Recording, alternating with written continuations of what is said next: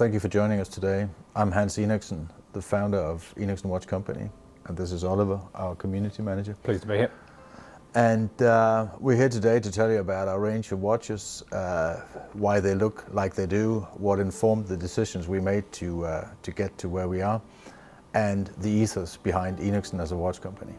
The very first watch Enoksen launched as a brand was the Deep Dive EO1, and that was a watch that was originally designed back in 2017 and was launched, and the first one shipped in 2018. And we went all in with all guns blazing at that stage, because that is a very powerful, very feature-rich watch, which has pretty much everything you'd want of a diver's watch. We chose diver's watches as a starting point, purely because that is the most sought after style of watch there is among all the different types of watches. So we thought we'd start with a deep dive, and the word deep is to be taken literally here, isn't it? Yeah, there's no half measures, I don't think, with this one. It's because it's a 1,000-meter diver, and it's a watch that's found fans and friends among a large community of saturation divers and diving professionals that are looking for a proper tool watch. And it has features like, it's obviously got sapphire crystal, and it's got ceramic bezel, helium escape valve, and a good robust automatic movement. Yeah, when you work on one of these things, you really get an idea of just how solid it is with its gaskets and its escape valve. It is a solid brute of a watch.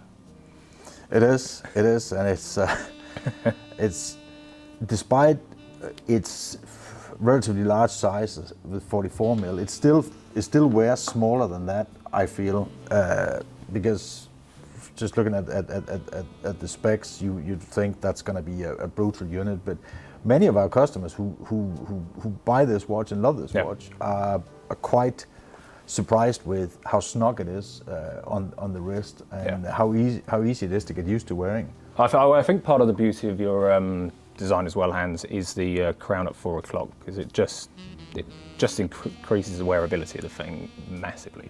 That's sort of the Scandinavian influence to a degree, where Scandinavian designers, you know, is very much about less is more. Yeah. And instead of having a brood of a crown with crown guards and everything, I thought you're making a reference to a certain watch of mine, I think. Yeah. Well, this is definitely a more comfortable thing to wear, because of the positioning of that crown. Yeah, and it can be worn on. I wear my watches on the right hand because I'm left-handed. I don't know why. It feels awkward for me to wear a watch on my left hand. So I like it there. But even people who wear the watch on the left hand are enjoying the fact that the crown does not eat into your hand as it otherwise would. A crown that size located at 3 o'clock. So. Yeah, and its position there allows you to do away with the standard crown guards around it in terms of actual case design, and indeed, you just end up with a really beefy pendant tube that allows you to screw that in. And there are, from working on this, it's actually 3 gaskets on that whole system just for the crown. Well, the 1,000 meters is not a joke. It's not easy to achieve water resistance levels of 1,000 meters. You can't really fake it, and the second you hold this watch, you will know that it's good for that, because it's heavy for a reason. Because it needs to be, because the pressure is obviously immense at those depths, and that's why it looks like it does. But we obviously recently updated the whole range, because the product is 4 years in existence now, and we've been working for at least a year on what could we do. There's been a lot of feedback from customers, users around the world. And we've sort of taken all those notes, and we've discussed this to death, haven't we? You could say that, yeah. What can we do? And there's been, this is not a revolution, it's more of an evolution. It's subtle updates to the case design, subtle updates to the branding, and a couple of new features. Specifically, we've we've equipped it with drilled locks as opposed to having concealed locks like the previous model, and that obviously makes it very quick to switch between straps.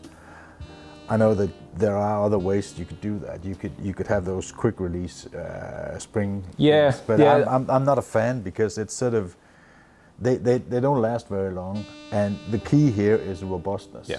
No, this needs to work regardless. Yeah, I've seen that with the spring quick release as well. They're just not beefy enough to deal with that sort of lateral force that they are subjected to, and it worries me as a design point for that watch. For dressier watches, absolutely, but no, I think for something as solid as that, it needs heavy duty spring bars.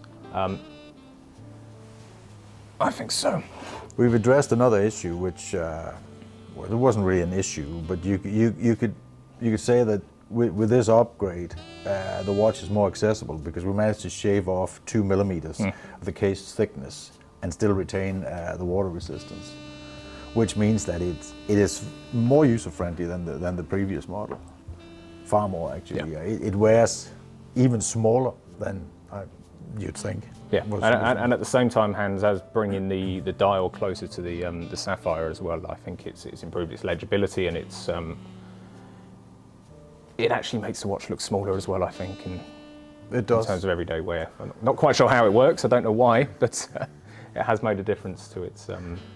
The most significant improvement, though, is on the movement front. We changed the heart. We've been working with Deco for a number of years, and we felt that there could be a Swiss movement option for this new watch. So that's exactly what we've done. The new version of the Deep Dive has a Swiss automatic movement as standard, and that's a significant improvement. It's a better movement than we had in the Mark I version of the watch, and it's just nicer to work with. And it's nicer to work on as well. It's just a nice movement to take apart and put back together. Despite of that, we actually managed to keep this accessible price-wise. It's not seen a massive price hike, despite of the significant upgrade that it is to get a Swiss movement into it. So we have high expectations in how this watch is going to perform in the next 1 to 2 years. The next watch we're going to look at today is the Dive, and as the name suggests, that's also a diver's watch, but sort of aimed at a different audience. This still has rather superior features, but it's more sort of the watch for your scuba diver, your guy goes snorkeling, everything water sports really, where you just want to be 100% sure that you can wear it. You can wear it on the beach, you can wear it in the pool, you can wear it anywhere really. And it follows a proven formula. It's a 40 mil watch with an automatic movement. Quartz is available as well as an option. It's a 300 meter diver, which is still very good for most purposes. You could just use this for diving full on if you wanted. It has a sapphire crystal, and it is available in a large number of colors, different bezel designs, different bezel colors, different dial colors, and everything from an oyster bracelet to a leather strap to a NATO or a nice two-piece rubber. Everything goes here. So it's a very accessible watch, slightly more accessible than the Deep Dive, because it's also slimmer. Sorry to interrupt, Han, but I think an important thing to note with it as well is the 120 click bezel, which is something you didn't mention. Something that's also present on our Deep Dive, and I think it just separates the men from the boys in dive watch circles. If it's not 120 clicks, then it's just not. It's not in the game. No, obviously. This is very much a tribute watch, but we've added our own take on things. We've added features, we've added colors, and we sort of made a proven formula watch our own by offering a huge variety of straps and colors and movements. So I'd like to talk about our drive chronograph. The drive chronograph for me is a real standout watch from our collection. in the way that it's designed. Usually chronograph watches, I've seen a lot of them in for repair from various brands. The issue is always the pushers. It's always the pushers. They are sat out there and they just get knocked against doors and all sorts of things, and they're always falling off, getting broken, and the repair bill for mechanical chronographs is just eye-watering. One of the things that I think is great in Hans' design here is the asymmetric case and the way that the case actually protects the chronograph pushers. The chronograph pushers you can operate them underwater, which is incredibly rare on most brands. You either have to unscrew them, people forget, to screw them back in, and of course the watch leaks. But the choice of movement as well, Hans, I think was excellent on here. There were several considerations there because, as you said, chronographs are quite a fragile design, and as we are a brand that likes tool watches and we are making watches that can actually be worn in the real world, this could be no exception to that rule. So, as you said, the case design protects the pushers, but it would be nice to have a watch that could actually go diving with or swimming with, or at least all sort of active pursuits, and still have a certainty that it's not going to break down on you. Yeah. Another thing that was important is that I find most chronographs out there to be too cluttered. They're too busy. There's too much. The watch mumbles. It wants to say so many things with weird colors, weird features, and pretty much the whole spec sheet of the watch printed on the dial, which I'm deeply against. So this was a bit to make a really clean design, and still offer the features that the watch needs to have. And now that you mentioned the movement, then another consideration was basically the movement to go for is the Valjoux 7750. Yeah. That is the sort of ground zero, in my opinion, on chronograph watches. And if you open the hood on all the icons in chronographs, that's what you will be discovering. Concealed to some degree, depending on which brand it is. But at our price point, where we wanted a watch that could retail significantly below £500, there was no serious or credible automatic movements available that we could use for this. Nope. So we went with a Seiko movement called VK64, which is a mechanical / battery operated quartz watch, which means that the stopwatch is mechanical, but hours and minutes and dates regulated by the quartz movement. And from a user experience, that means you have the classic stopwatch operation with the ticking, the proper ticking, and the flyback. Yep. And it's a lovely thing to operate. That gives the watch an exclusivity and a feel which is superior, especially at this price point. And you can rest assured that hours and minutes are kept accurate via the quartz movement. And there's no irritating ticking secondhand, quartz secondhand to be seen here. And the operation of the stopwatch, where your typical quartz chronograph, you'd see the second-hand slow-mo all the way up to 12 o'clock, whereas on this it just goes ping, and that's the flyback. No, it's a really lovely thing to operate. There's no question about it, and the longevity of that movement. In fact, all the time I've been here, I don't think we've seen a single one of those with a No, they don't really fail. And what's even more encouraging is that the reasons you mentioned before, where that means that the chronographs are fragile and accident prone, are the pushers. We haven't had anyone come back with one of these saying, "Okay, I knocked it on a door or caught something or something happened." They don't break, and that is in part thanks to the way that the pushers are shielded. Crown is obviously screw down as well, and with 100-meter water resistance, you got a thoroughly robust watch which you can dress up or you can dress it down. You can have a sort of sporty leather strap there, Or you could go rubber, you could go NATO, you could put a bracelet on it as well. So And the super lume's versatile. fantastic on that as well. It's one of the rare things because most chronographs you just You at night time see what time it is. You at can't night. see them. No. No, But that's true. that is impressive. Yeah. So the next watch we're going to talk about is a member of the Fly range. Fly is obviously suggesting that this is something to do with aviation. And we are making Fly watches or aviators watches in various materials, bronze and steel. So the one we're looking at here is one of our best-selling watches, which is solid bronze case, 39mm watch. Again, it has it lives up to the tool watch norm that we practice here. So it's a 200-meter water resistant, Which is watch. incredibly rare for an aviation watch. Yeah, because that's it. It's not it's not a requirement for most aviators, aviator watches that are particularly water resistant for natural reasons. Because if you find yourself in water You're in trouble, as an aviator, there's a bigger problem than whether your watch is waterproof or not.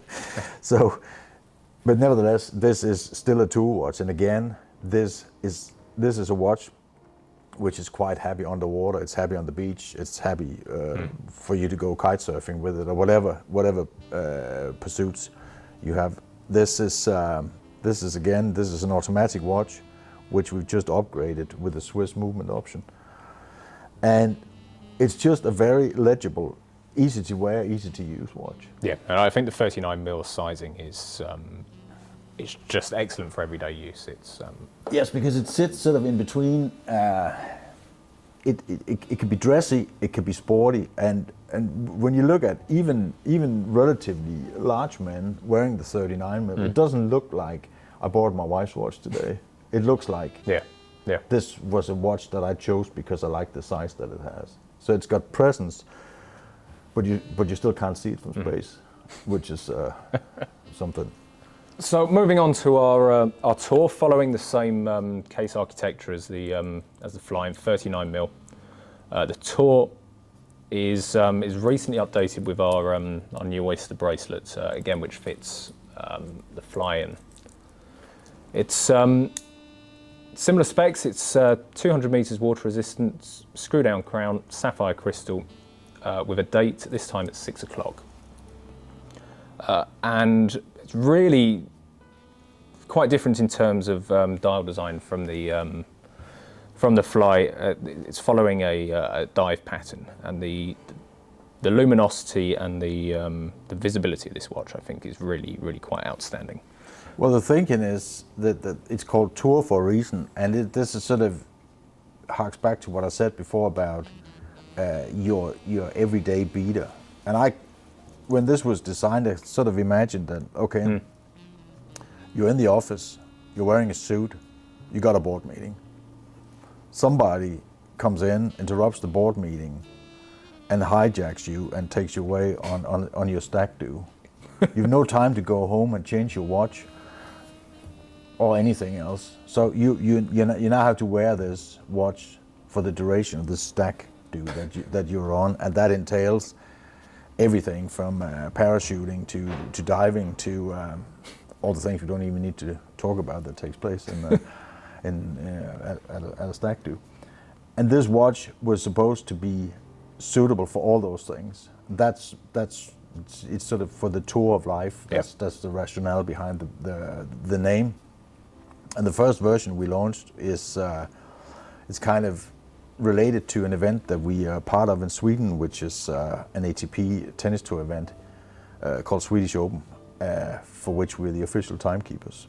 And the idea of a part of our participation in that was that we would honor a Swedish tennis legend and one that had won the Swedish Open event. And that person, the first watch we did with this narrative is a Swedish tennis player called Joachim Nyström, who was a very big star in the 80s. He's Wimbledon doubles winner. He's won Davis Cup multiple times, and he's one of the true Swedish tennis legends. And it carries his name as sort of an acknowledgement of his life and career. And there were 200 of these. There was, yeah. These made, yeah. There's not many left of them. No. The tour will continue with different dial colors, but it will be true to its current layout. There'll just be a variety of colors available going forward. Since we began this journey, there's been inquiries from customers saying, "I'm buying yet another watch, but have you got something for my wife as well?" Because that would sort of soften the blow when yet another watch arrives in the post. So I was thinking long and hard about that, and the idea of having a unisex watch was born at that stage. And I can hear what you're thinking when I say unisex, because I think we discussed that the other day, didn't we? We said not many men gravitate towards a unisex watch. No. Women might like to my own wife has 5 of these, so she likes the concept. That explains the stock issue, I think. Yeah, she's bought into it. But it was basically, okay, we want to make a watch that works for men and women, and that still meets the tool watch criteria. So it's easy to make a watch that's beautiful, but is no good in the surf or in the pool or in the shower or wherever you find yourself. So Deco had to be, just like all the other watches, proper tool watch, but slightly dressed up.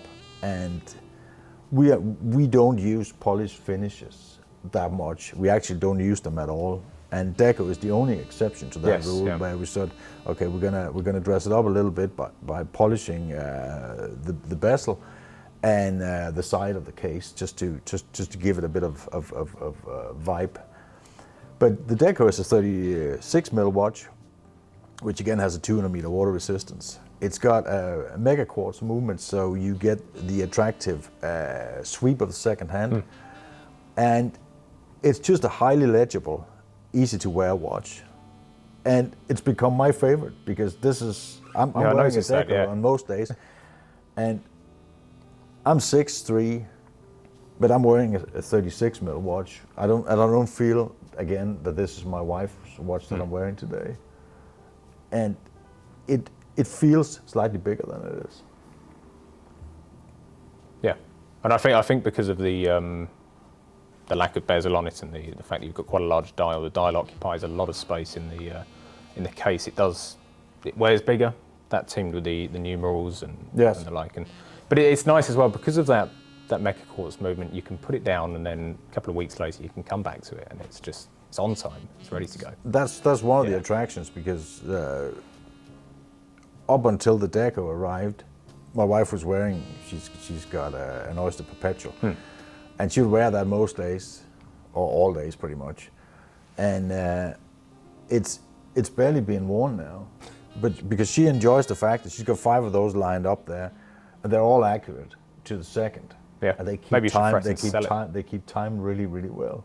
So it's not a matter of I need to set what time is it? I need to wind it, and I enjoy that feature too, because I've got a few of them at the house as well, and I just pick one up and I know that it's accurate within a couple of seconds. Yeah. And that's a great delight, and it again, which is true for the entire range here, is that these are watches that you can actually use without fear of them being stolen or damaged. Many thanks for your time today. I hope you enjoyed this run-through of our range of watches, and there's obviously more information to be had from our website, or check out our Instagram and Facebook pages as well, where there will be frequent updates.